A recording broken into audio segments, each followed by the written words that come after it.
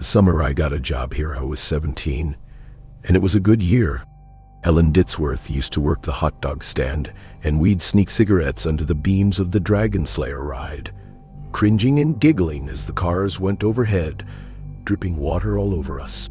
Wet hands and damp cigarettes. But it was near her station, and I think she found it funny to get splashed. It was out of the way too. It was always quiet and cool down there, even in the summer heat. If any of the ride-goers smelled our cigarette smoke as they hurtled overhead, they didn't say anything. One time when we fumbled around and flirted, I kissed her fingers and they smelled like an ashtray. I still think about it to this day. I was 22 when they offered me the winter job. Ellen was long gone by then.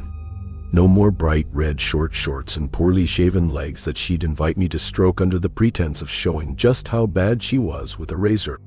There were other girls, but by the time the final summer rolled around, I long felt uncomfortable hanging out with new hires.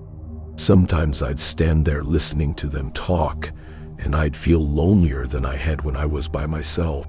I was thinking about my future around this time when the manager told me he had an opportunity for me to make good cash. They needed someone to stick around and keep the place ticking while everyone went back to the real world. Usual guy had walked, and they needed someone bad.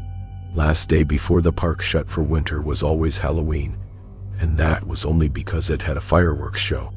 After that, it turned into a ghost town and I'd be on my own. I'd get a trailer to sleep in, and I could use my own car to get to the closest shop. Park would pay some of my gas. Not all of it, but enough to help out. Only real problem was I'd be alone. Not that the place was a desert island. There were 2 towns within easy driving distance, and I could have friends around so long as we didn't mess with the rides. But other than that, I'd be the only staff member on hand for the entire 4 months.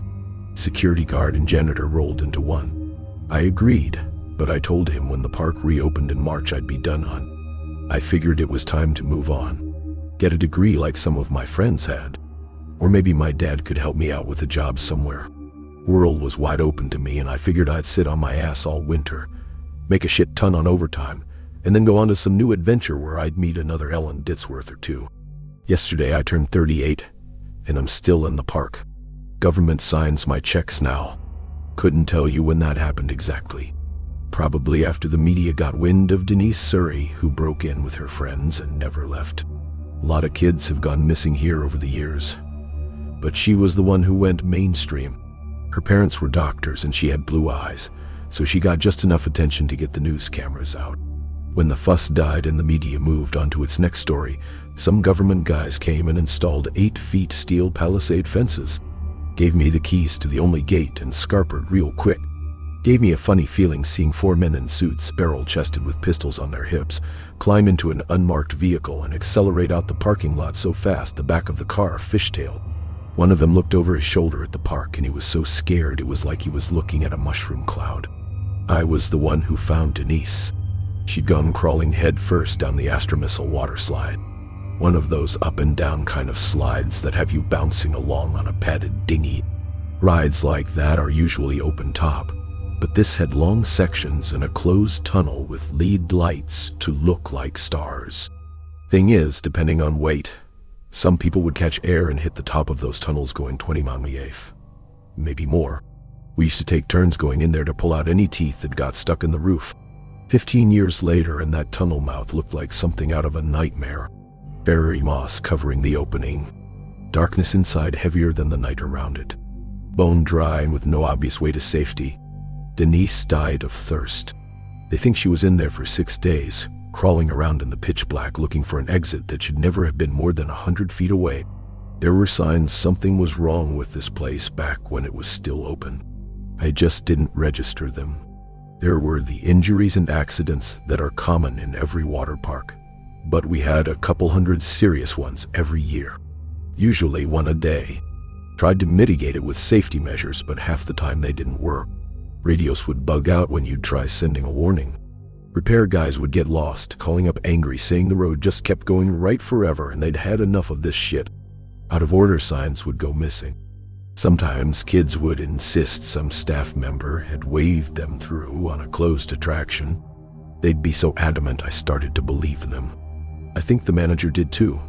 He made it policy to have name tags on us at all times, and if the kids said whoever gave them the go-ahead didn't have one on, he'd tell us all to forget it. Like it wasn't even worth trying to figure out who needed a disciplinary. I had it happen once where I radioed to the guy at the top of one slide and told him to stop any kids coming down. The last one had come out bleeding and looking unresponsive, and I wanted to check on him. I remember pulling him out of the water and looking at this boy all slack and pale as a sheet of paper with blue lips, so fucking cold it hurt just to hold him. And I wondered if I was holding someone dead when out of nowhere, another kid slammed into me so hard, I went under. Scared me shitless cause for a second or two. It was like I couldn't see the surface of the pool. Almost like there wasn't one. Just blue. Forever and ever. Before I could start to panic, my feet found the floor, and I surfaced only to see the kid I'd been holding seconds ago, standing there looking worried. He was the picture of good health. Asked if I was okay, said sorry for hitting me when he came out the slide, but really it was my own dumbass fault for standing there in the first place. Guy at the top swore on his life he'd never got any radio message from me. I put it all down to the head injury, which was bad enough the owner made someone drive me to the emergency room. Looking back, I'm pretty sure it was the park having its fun with me. Could have been worse. You could say it likes to play tricks, but those tricks are mean as hell, and over the years they've only got worse. Despite all I've told you so far, the first winter alone wasn't as bad as you might think. Creepy as hell walking around all those rides that were usually so busy and full of life. Tarpaulins pulled across all those pools, big and small, moving with gentle susurrations in the icy winds. It wasn't great in the day, overcast and dreary, the air seemingly blue, but at night it was even worse. I made those rounds quickly, stopping sometimes to summon what little bravery I had to shine a light in the pitch-black toilets, or to check one of the changing stalls dotted around the place. Things went missing a lot, moved around. Once one of the rides came to life at 3 a.m. and I woke to the sound of tinny music echoing throughout the park. But winter came and went without any real incident.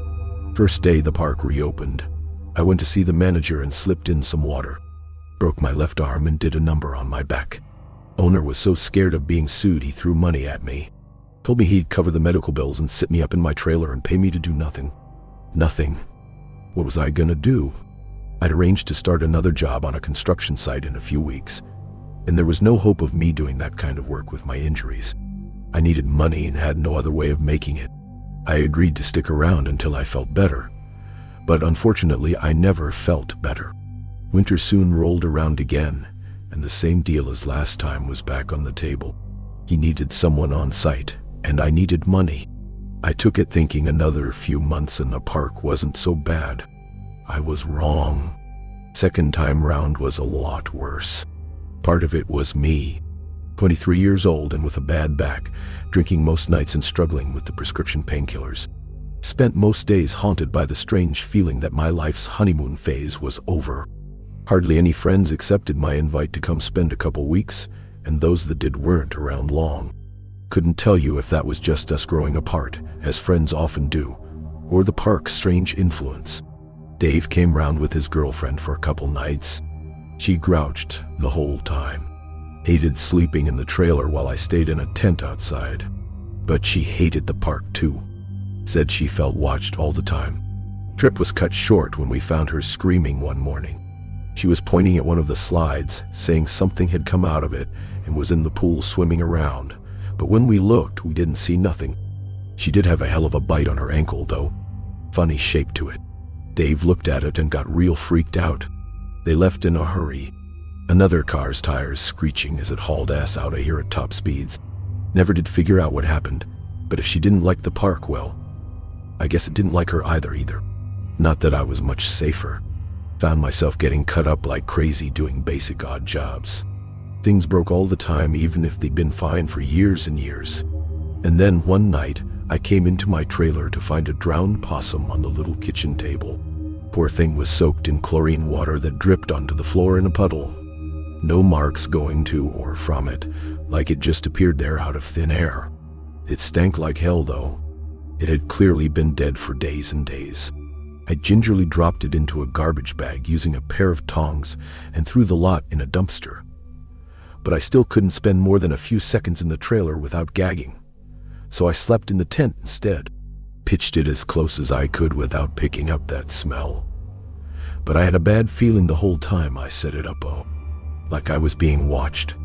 By the time I was climbing inside, it was midnight, and I was desperate to get to sleep and see the cold night turn to day. Barely an hour later, and I had to climb back out of the tent because the trailer door was banging in the wind. Okay, I told myself as I shuffled over in my tighty-whities, arms wrapped around my chest for warmth. That's my own stupid fault for leaving it open. I closed it in a hurry and went back to the tent, but stopped dead in my tracks when I saw the zipper was pulled shut. I hadn't left it like that. I didn't know what to do. My brain went in two directions at the same time. One said I was mistaken. I had closed the tent and just forgotten it. The other said something or someone had crawled inside and was waiting for me. It set the whole thing up as a trap, and the best thing to do was to get in my car and drive until the sun rose. But I was already half cut and knew I shouldn't be driving. The skeptical half of my brain made an appealing case. The world isn't a nightmare, it said.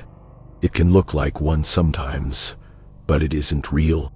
If you hear a bump in the night, you go looking and find it was all nothing, and you take a deep breath, laugh at yourself for getting scared, and move on. Still, it took everything I had just to take a step towards the tent, and I shone my light at it, hoping to see some sign of something in there. By the time my hand was on the zipper, I was shaking like a leaf and rethinking my ethical code of not driving drunk. But when emotions get that high, it's like you run on autopilot. Must be a survival thing. I opened the flap without really telling myself to, and then I was looking inside my tent, and there was nothing there. I crawled inside quick as I could, pulled the zipper back the other way, and tried to go to sleep. I settled down for maybe another 30 minutes when something's hand pressed against the tent wall, and that was when I started screaming. The way it came at me, palm open, fingers spread, tent fabric stretching to near breaking point, makes my skin crawl just to remember it. Long fingers that tapered to a point, almost razor sharp, and a palm not much larger than a golf ball, even if the fingers spanned a dinner plate. In the nightmare reality of the moment, I saw it the way I might see a spider. Equal parts disgust and terror. I had to get away, and I backed up so fast, I wound up rolling the whole tent like a hamster ball. Lost the zipper in the panic. Didn't find it again until the last scream finally left my lips, and I was forced to catch my breath in the silence of an empty night, accepting that whatever was out there was either laughing its ass off at me or waiting patiently. Either way, I was at its mercy. Only thing I could do was collect myself and leave the damn tent. When I finally climbed free, there was no one waiting for me. Only a couple wet footprints going to the nearest pool. I considered pulling the tarpaulin back and looking, but I was already scared shitless and had no courage remaining. Instead, I ran into the trailer, slammed the door shut, barricaded it with every last piece of furniture that wasn't bolted to the floor, and fell asleep with the smell of rotten meat filling my lungs. Come morning, I was thankful for the sunlight and the feeling that last night's events were just a dream. After that, I locked my trailer door every night, and I never slept in that tent again. No more possums, but it isn't uncommon for me to find scratches and dents in my door each morning. Nothing serious, but looks to me like the probing of a curious animal. Couple days later, something locked me in the boys' bathroom near the east end of the park. I had only gone in cause one of the faucets was running. I'd just turned it off when the door slammed shut, and I couldn't get it open again. Had to kick the lock out, which isn't an easy thing to do. First kick, I nearly broke my ankle. Second time hurt just as bad, and I had to take a breather to cope with the pain. Found myself pacing and occasionally stopping to listen for any sign of someone waiting for me outside. Someone I could shout at, blame it all on. Anything to keep the anger churning and not let it turn to fear. It was a full hour before I got panicked enough to give it my all and finally broke the lock. Burst into the cold air all red-faced and flustered, and found the park silent as a graveyard. Just those tarpaulins waving gently in the breeze. I learned some important lessons that winter. If you feel watched, feel like you're walking into a situation someone planned, it's because you are. When the park reopened, I was out of there without a moment's hesitation. Finally got that job on a construction site, and it lasted all of 3 weeks before I hurt my back again. Spent the rest of the summer laid up on my dad's sofa drinking and watching daytime TV. Got a call off the manager around August, and he told me it had been a bad summer. Not only had the cops been sniffing around like crazy cause some poor kid went missing in the area, but they'd had twice as many injuries as before. Said he'd just spent the day in court hearing testimony from the parents of some kid who'd never walk or feed himself again after he hit his head on one of the rides. He sounded pretty beat up about it. He wasn't the best boss, but it wasn't like we worked for Mr. Burns either.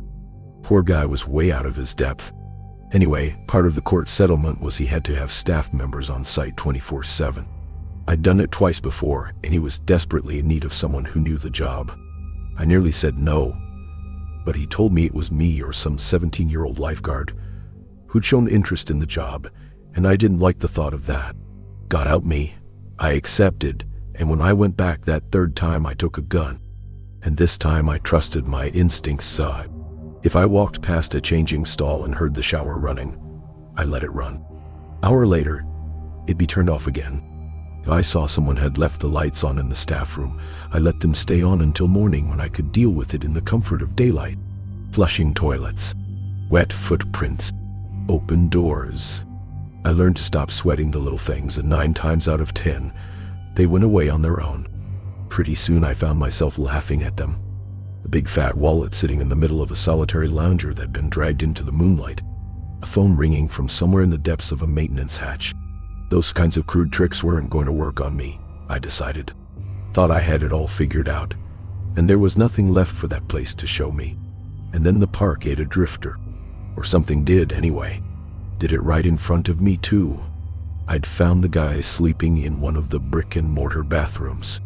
We gotta keep those things warm enough to stop the pipes bursting, so I guess they make decent enough shelter. He was an agitated old fuck. Called me all sorts as I told him to clear off. He didn't make for the main exit though. Wasn't like he'd parked a car in the lot, was it? Instead, he just made a beeline for the nearby hills.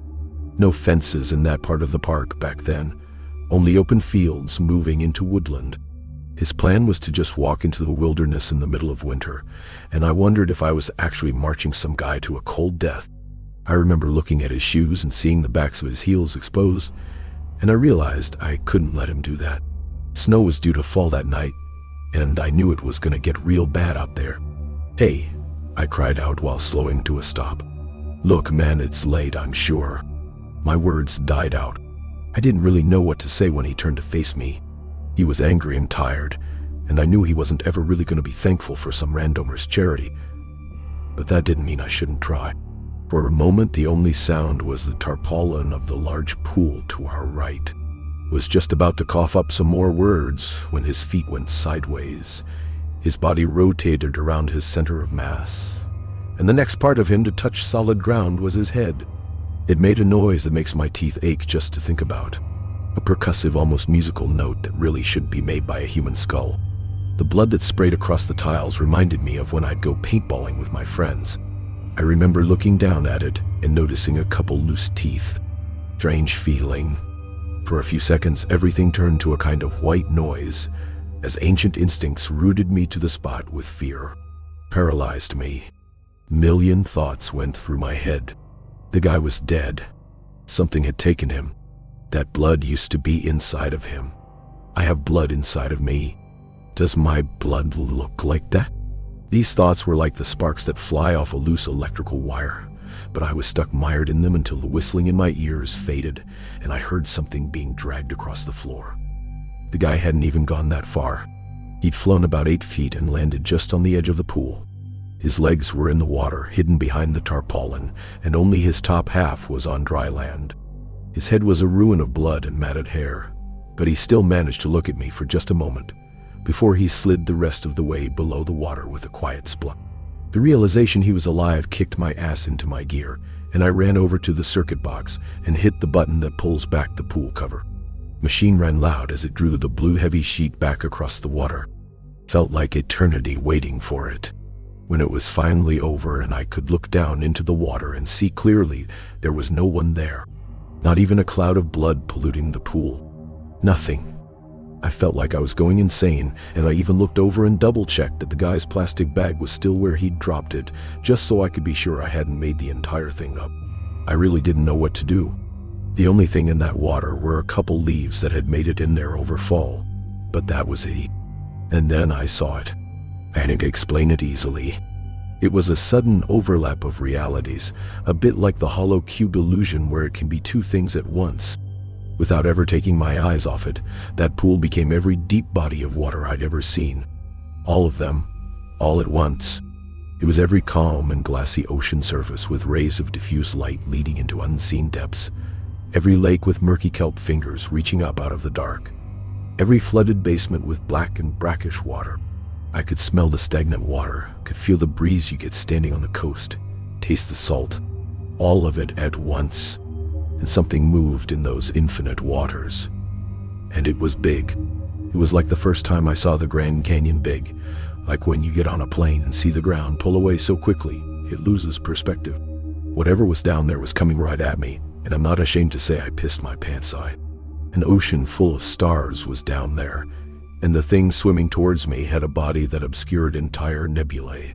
I felt vertigo come over me, and I backed away, and I slipped in the blood, and then I woke up a few hours later and started screaming.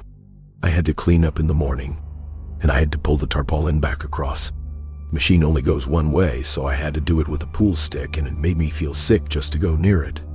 Every time I got close, I started to feel dizzy again. When I finally mustered the courage to look, there was the same old pool it had always been.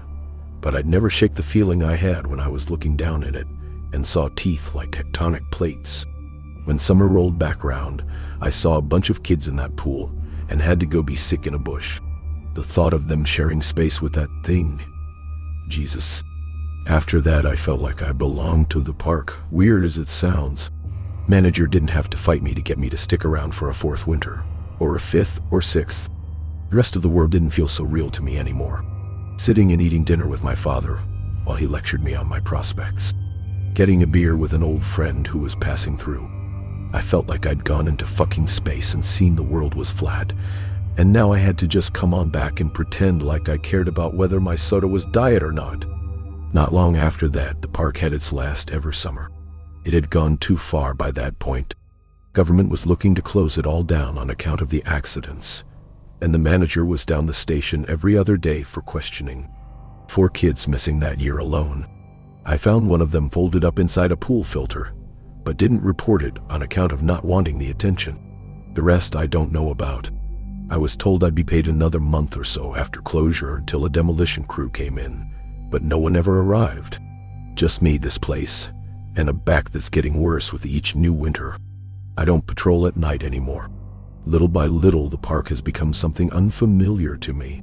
Grass growing up between old tiles. Pool water the color of cut grass and engine oil. Even in the day, you can see things moving around down there. And the smell of chlorine no longer fills the air. Now it's the heavy stench of rotten algae and dead water, and sometimes the tang of the salty ocean that I've learned to avoid like the plague. Makes me see stars in the corner of my vision, and I don't like it. My dreams are bad enough. Drowning in the dark, something huge bearing down on me. I've woken up more than a few times and vomited up salt water. I can't bring myself to think what any of it means because I just don't want to know. Last time I went in the park after dark, I had a close call. Worst of my life. I've been thinking about leaving ever since, but I worry there's not much else out there for me at this stage. I kind of feel guilty I didn't save all those kids with the cameras. Urban explorers, they call themselves. And I say kids, but really they were college students who record videos for something called TikTok. Anyway, they came prepared. Scouted the park, even scouted me, working out my routine and where my trailer is so they could avoid my general line of sight. I had no clue they'd watch me for a whole day. Once they figured I was passed out or asleep, they drove their van as close to the fence they could find, climbed the top, and hopped on over. For about an hour they got what they wanted. I have watched the footage 100 times. Broken down toilets covered in graffiti, smashed windows and broken glass covering the floor. Old pools full of ancient water covered in thick, brackish scum. You can hear the glee in their voices. That kind of urban decay was their bread and butter. And they were good at it too. They stayed quiet, didn't shout or break anything. They just filmed. Wasn't until they decided to try rowing out to the castle that things took a turn. I came too late. What got me out of bed was a scream. Maybe a few of them. It was blurry and I came to around 3 a.m. and still a little tipsy, my head foaming at the edges with a half-remembered dream of a hollow world filled with water. As soon as I saw the van, I realized someone had gotten inside the park and I hadn't just been dreaming the sounds of splashing water and panic. But by the time I went in there myself, the place was silent. I really didn't want to search it at night. I hadn't gone in there after dark for a few years and things had only gotten worse. Set something off inside me. A kind of spiritual Geiger counter is how I think of it. An intense primordial warning system that made the shadows around me look almost infinitely deep. More than that, I guess it felt alien. Sounds stupid, but it really did feel like I wasn't on the same planet anymore. I don't know. That part might just be all in my head, but that's how it felt that night. I'd pushed myself just about as far as I was willing to go when I heard it. A rhythmic, hollow knocking. It was coming from one of the largest pools in the park. A shallow, kid-friendly one we called the castle because it had a giant jungle gym in the center. A kind of spaghetti mess of platforms and climbing bars and slides that the kids loved. I followed the sound and saw a pile of rucksacks and even a large camera on the very edge of the pool. And there, just a couple meters away, was a rowboat. The idiots had brought it with them. Probably thought they were being smart by avoiding the water below. At least they'd tied it off so it was easy for me to pull back in. I gave it a cursory inspection, shivering at the mere thought of floating across that nightmare water in something so flimsy, and was ready to leave it until the morning when I heard a quiet splashing. Something had climbed out the water and my heart dropped as I instinctively flicked the torchlight towards the sound of dripping water and saw a thin, shivering shape climb onto the lowest steps of the castle. It looked gray and sickly, and then it started whimpering and I realized I was looking at a girl, college-aged with stringy hair and an outfit that might have been colorful before she'd gone in the water, but now it was just the color of ash and moss. At a glance, she almost didn't look human anymore. She looked more like a starving animal, shell-shocked and shaking. I shouted out to her, but it was as if she couldn't hear me. She dragged herself up onto a dry platform and curled up in a ball in the far corner, knees pulled to her chest, and wide eyes locked into a 1,000-yard stare. And something was in that water. It came close to the surface, displacing small branches and causing the thick pond scum to bulge, but never break. From the looks of things, it was circling the castle, and in some parts where the algae wasn't so thick, I got the faintest glimpse of colorless scales the size of my hand in a thick, muscular trunk. Sometimes it seemed to bump up against the castle like it knew the girl was nearby, but it didn't know how to get to her. The whole thing shook and she'd whimper extra loud, but she still didn't show any signs of becoming lucid. I'd be lying if I said I didn't think about leaving her until morning. She was unresponsive and looked like she was just going to stay in the same place. Wouldn't it be better to just go get her when the sun was up? I thought, but that was a pretty fucked up thing to think. She wasn't safe there. I wasn't safe just standing inside of the water and she was on some old piece of plastic held together with rusting bolts. What if it collapsed? What if something came out of the water? God knows it could happen. Something had touched my tent all those years ago. Who's to say it wouldn't walk on out to take her? And at some point, I made the decision. Don't know exactly what did it, but I think it was the sounds she was making, that and the knowledge she'd been in there. God knows what she'd seen. I had to have sympathy. She needed help, and I was the only one around who could give it. So once something deep inside me clicked, I knew I had to move quickly before the fear started to fuck with my head. I grabbed the rope and began to pull the boat towards me. I wasn't sure what would happen. Half expected something to breach the water like a hungry shark and swallow the boat whole. But instead, whatever was circling the castle just slunk into the depths and stayed out of sight. Somehow that was even worse, and I found myself scanning the water obsessively as I worked up the courage to get into the boat. I tried to keep the momentum though. I didn't let myself start thinking or doubting myself. I just climbed in awkwardly, 1 foot at a time, damn near shitting myself when the whole thing wobbled, and I briefly felt like I was gonna lose my balance. But I managed it, and soon I was sitting down and using the oars to pull myself through the water. As I rowed, my brain moved along in different directions. Part of me was almost watching myself, like from above, and asking over and over, "What the fuck are you doing?" While another watched that water for the slightest sign of life, and a third part of my brain was watching me for signs. I was gonna crumble from the adrenaline, and ice-cold fear coursing through my veins. Each time the oars broke the water, I kept waiting to see something coming after me, and I was about halfway there when I realized that if it was big enough, it could just bowl the whole boat over like a shark knocking a surfer off his board. It was too far to turn back when I saw the water rise in the distance. Again, it didn't break the surface, but it came close and sent a couple waves rolling across the entire pool where they lapped against the distant edge. They made the whole boat rock side to side like it was just a bit of driftwood. When the bulge in the water appeared again, it was on the other side of the boat, and I made the terrible decision to stop rowing and look over the edge. There was no bottom to the pool, but whatever was down there wasn't swallowing continents anytime soon, at least. Hard to pin size down, but based on the steely blue fins that slid by close beneath me, that didn't really matter. It could eat me easy enough, and that was all that mattered. Hell, I wasn't even sure if it was a fish or a squid or something else entirely, but I was pretty sure it still had a mouth somewhere in that murk. Gave the boat a gentle knock. Nothing serious. Not enough to roll it, but enough to let me know it was interested in me. I decided I couldn't just stay there floating in one place forever. I had to move. I grabbed the oars and threw all caution to the wind. The sooner I got off that water, the better. Sure, I'd have to figure out how to get back, but that was a problem for later.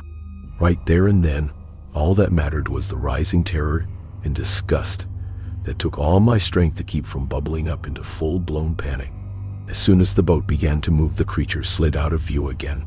Didn't know if I ought to be relieved or even more afraid, but I took advantage of the lull in its activity to close the distance, and once close enough, I pulled the boat over to the same steps the girl had climbed.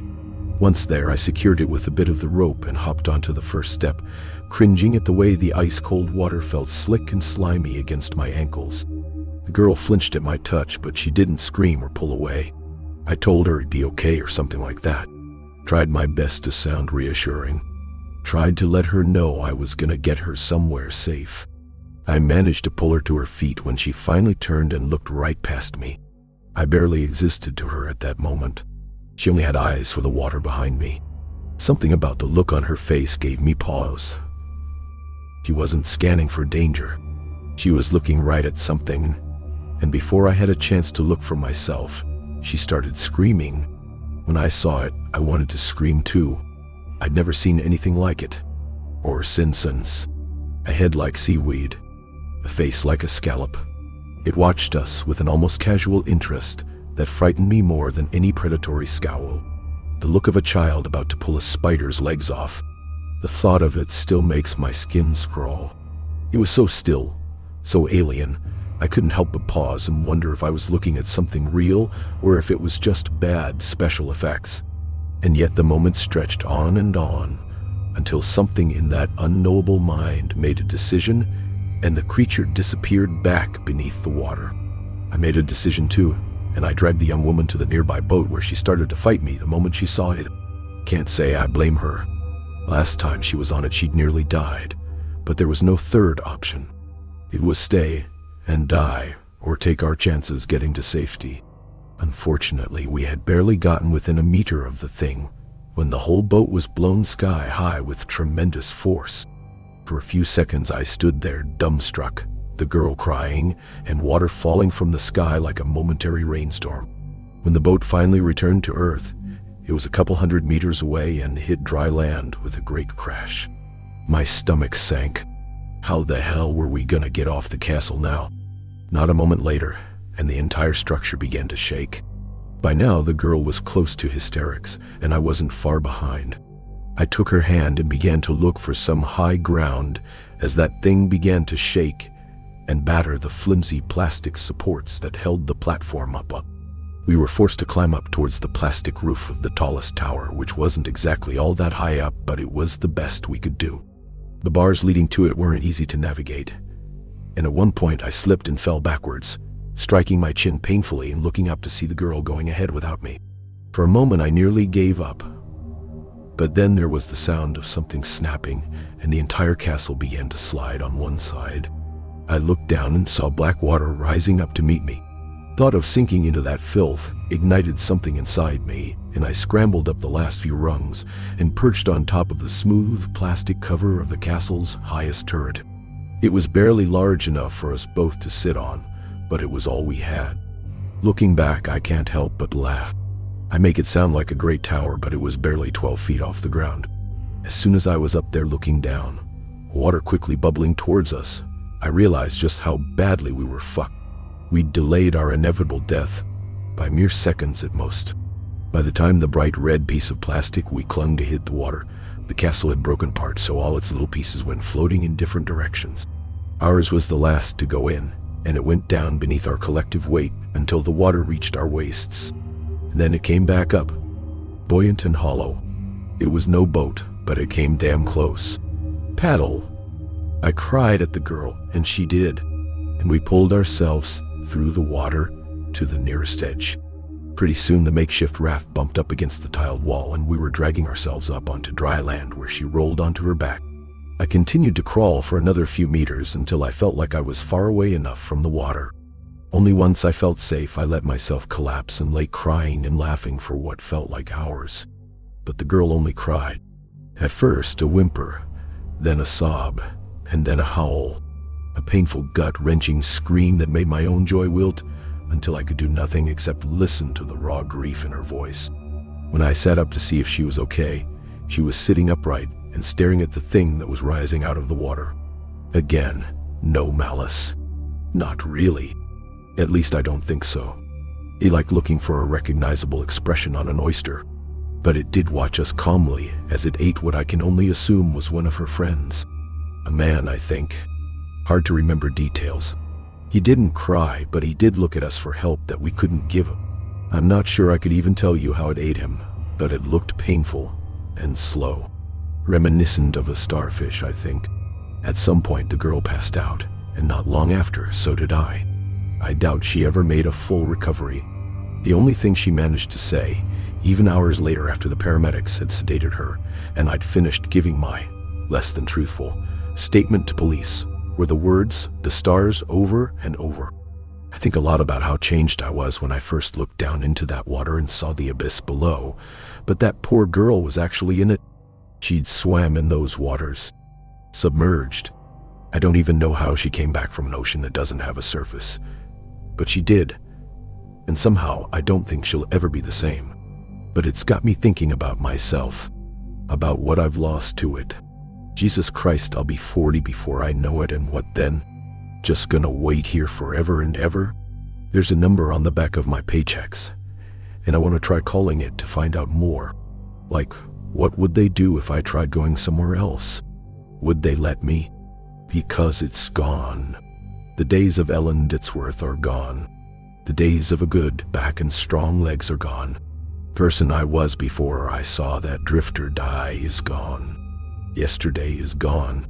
The past is a shared hallucination. Only the present is real. I need to get out of here before I lose more of myself. I'm never gonna understand this place. I realize that now.